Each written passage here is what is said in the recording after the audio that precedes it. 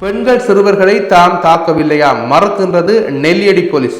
உங்கள் எல்லோருக்கும் தெரியும், நேற்று மாலையிலிருந்து ஒரு காணொளி ஒன்று சமூக வலைதளங்களூடாக வெளியாகி மிகுந்த பரபரப்பை ஏற்படுத்தியிருந்தது. அதாவது நெல்லியடி போலீசார் துன்னாலை பகுதியில் இடம்பெற்ற ஒரு அசம்பாவிதத்திற்கும் அவர்களுக்கு தொடர்புபட்டதாக அந்த செய்திகள் வெளியாகியிருந்தது.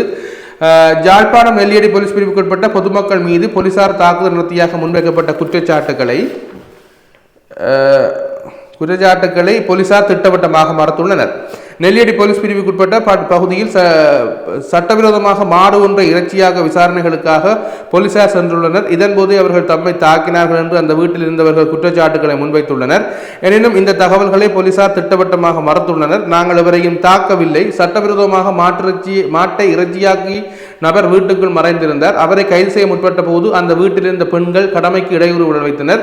சந்தேக நபரை கைது செய்வதற்காக வீட்டின் கதவையை உதைத்தோம். ஆனால் நாங்கள் எவரையும் தாக்கவில்லை என்று போலீசார் தெரிவிக்கின்றனர். இந்த செய்தி பல்வேறு ஊடகங்களிலே நேற்று இரவு வெளியாகி ஒரு விமர்சனத்துக்குள்ளானதாக இருந்தது. ஆனால் பிறகு அதை பார்க்கின்ற பொழுது அதனுடைய உண்மைத்தன்மைகளை ஆராயக்கூடிய மாதிரி அந்த மரபு செய்திகளும் வந்திருக்கின்றது.